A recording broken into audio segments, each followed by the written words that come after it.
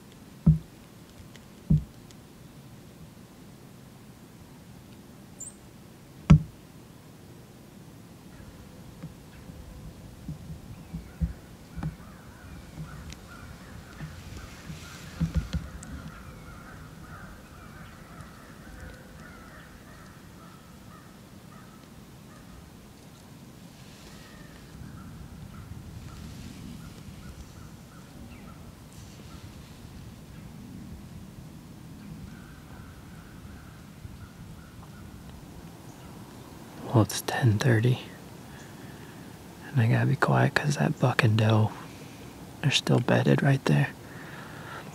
She's at about 40, and he's probably 50 yards. That buck is a deer we call Rex Ryan. He's fully mature, we're thinking he's 5+. But that's the second time I've seen him this morning. He was the first deer I saw early on. He cruised by and came back with a doe, and now he's bedded there with her.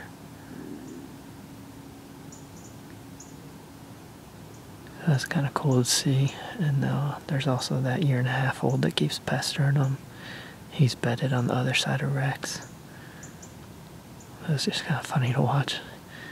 The 1.5-year-old kept trying to sneak up on that doe, and all Rex wanted to do was lay down. He kept having to get up to fend him off, so that was kind of funny to watch. It'll be interesting to see how long they bed there, if they bed there all day, if I'm going to have to jump them or what. I can't sit all day, unfortunately. But it's 10:30 now, and they came in and bedded at 9:30, so they've been there an hour now. I'm hoping to hang in here as long as I can, and hope one of our better bucks crosses that doe's trail and comes in. That could definitely be interesting to watch, but we'll see what happens.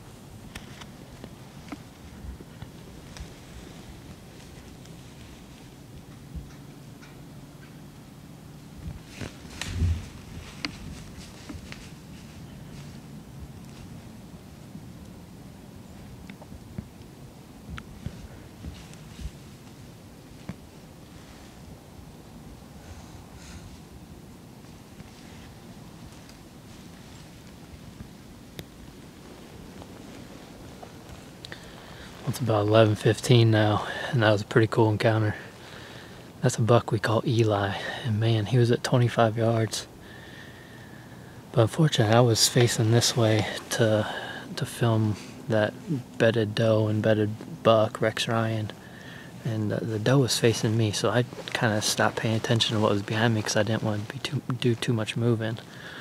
Well, she actually got up and started working her way off, and so I got the camera where Rex Ryan was bedded, where I could see his tines, assuming he was going to stand up. So while I had the camera on him, I heard something a twig snapped behind me. I looked over and Eli's there at 25 yards in the lane, so it took me a while to just try to spin around, get the camera wrapped around my body to be able to film him. And I got the camera on him, but I still had to turn myself. And he caught a little bit of movement there. I was almost all the way twisted around.